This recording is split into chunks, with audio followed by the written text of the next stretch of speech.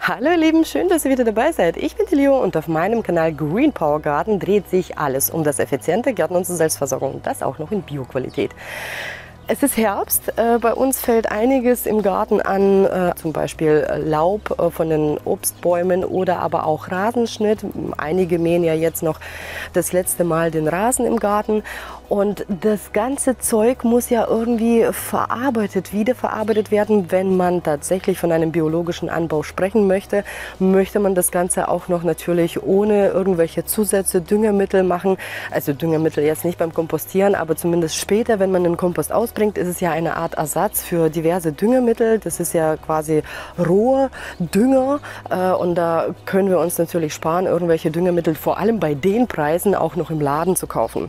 Kompost ist also an sich eine super Sache, aber die Herstellung ist wahnsinnig schwierig. Man muss extrem viel Kraft aufwenden, Zeit vor allem, weil man muss ja auch noch die einzelnen Komposthaufen umschichten, damit die Aeration stattfindet, also damit die Bakterien und die Kleinstlebewesen, die diesen Kompost im Prinzip zur Erde verarbeiten, jetzt mal ganz salopp gesagt, die müssen ja atmen und das führt dazu, dass wir tatsächlich mit der Schaufel oder mit anderen Geräten eben den Komposthaufen immer wieder Luft zuführen müssen und das passiert in den meisten Gärten dadurch, dass man von einem Haufen auf den anderen ganzen Komposthaufen umschichtet. All das bleibt mir in meinem Garten absolut erspart, so wie ich in meinem Garten arbeite. Also ich zeige euch heute einige Tricks, wie man sich die Gartenarbeit ersparen kann.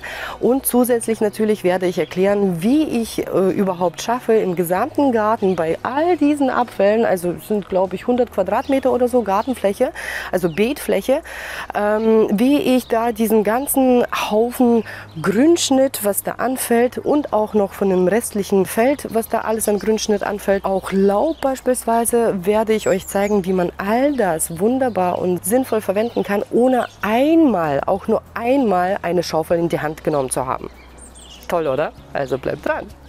Am Beispiel von diesem Beet, das habe ich mit euch gemeinsam letztes Jahr angelegt und auch damals übrigens habe ich kein einziges Mal einen Spaten verwendet.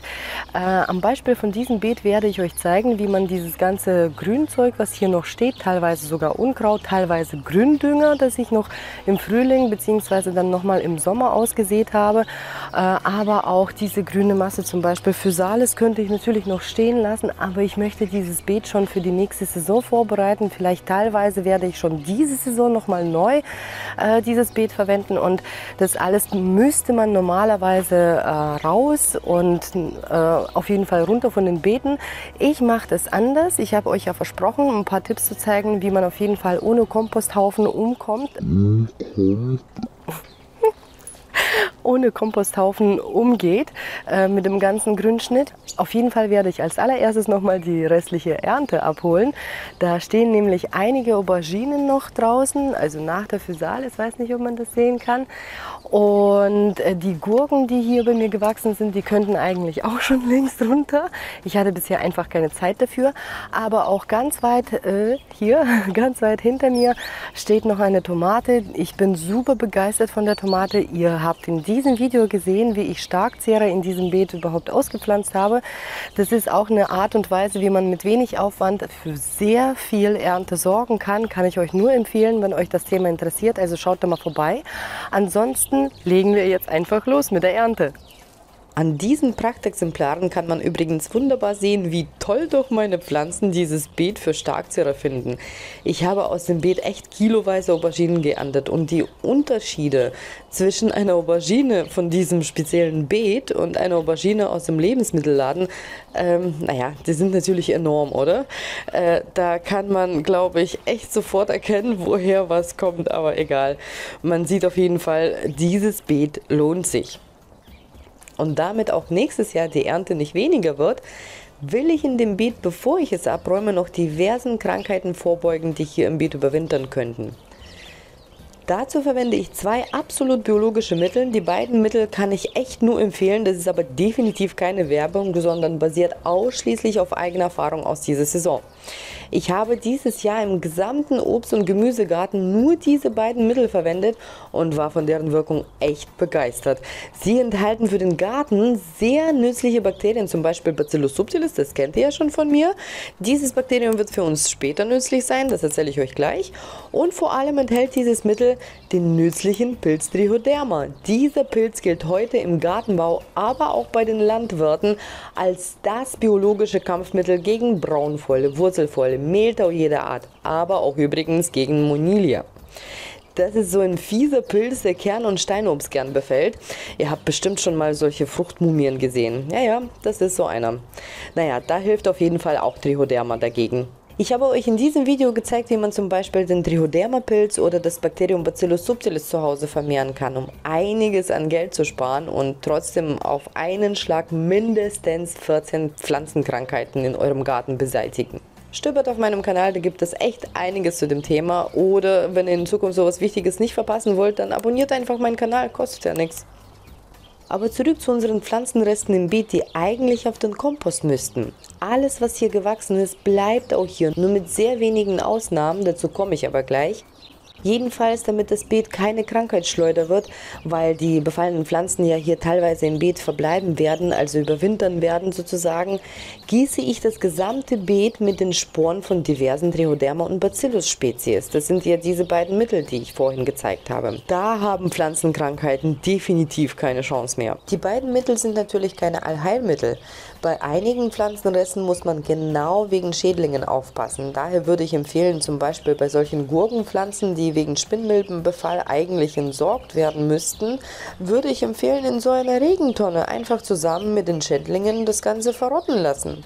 In dieser Tonne entsteht übrigens unsere heißgeliebte Pflanzenjauche, die ich jetzt anlege und dann im Winter im Gewächshaus oder später dann im Frühling im Gemüsegarten einfach anwenden kann. Im Winter und Frühling fällt ja nicht so viel Grünschnitt an, um eine Pflanzenjauche anzusetzen. Die Art und Weise, wie ich meine Beete bearbeite und das Ganze auch ohne Komposthaufen, gefällt wohl den Pflanzen. Schaut euch diese wild gewachsene Tomate an. Ich habe sie echt einfach nur übersehen in diesem Tomatenchaos. Einer der Pfähle ist nämlich vor lauter Gewicht umgeknickt und kiloweise Tomaten sind auf dem Boden gelandet. Jedenfalls sieht man an dieser Pflanze wunderbar, wie toll sie doch vor allem die obere Erdschicht findet. Ihre Wurzeln sind über 1,5 Meter lang und ich bin mir ziemlich sicher, dass ich noch die Hälfte abgerissen habe. Das ist echt wirklich der Wahnsinn. Bei so einer Menge an Grünschnitt braucht man natürlich mehr als nur eine Regentonne. Ich habe mir für diese Zwecke eine alte Badewanne von den Nachbarn geholt, kostenlos und im Garten aufgestellt. Wenn für weitere Regentonnen oder keine Badewanne kein Platz im Garten ist, ist es auch kein Problem. Da habe ich auch einen Tipp für euch. Der wird vor allem für die Zuschauer interessant sein, die noch einen Haufen Rasenschnitt und Laub verarbeiten müssen. Nichts einfacher als das. Um mir diese Gartenarbeit so klein wie möglich zu halten, mähe ich sowohl meine Beete, inklusive Grünzeug, was darauf noch stehen geblieben ist, als auch die Fläche unter den Obst-, Laub- und Nadelbäumen zusammen mit dem Laub, mit allem, was darauf noch liegen geblieben ist, alles abmähen und den gesammelten Grünschnitt direkt im Beet auf einen Haufen legen.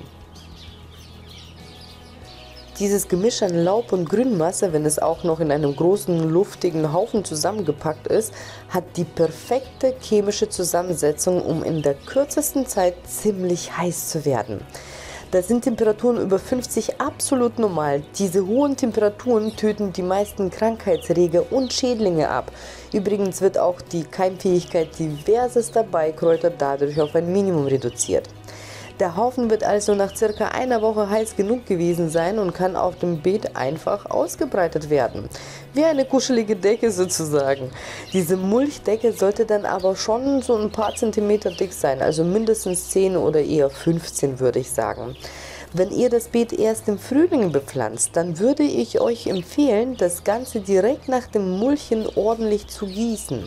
Vielleicht sogar mit den Mikroorganismen, die wir vorher verwendet haben. Und einige Wurmkokons vielleicht noch verteilen und auf jeden Fall anschließend mit einer Plane abdecken. Das würde ich auf jeden Fall empfehlen.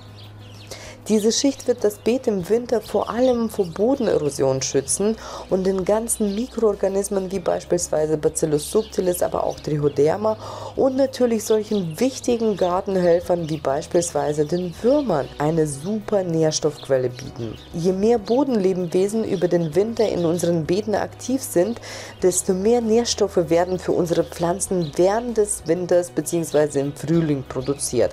Durch diese Mikroorganismen, durch diese Bodenlebewesen.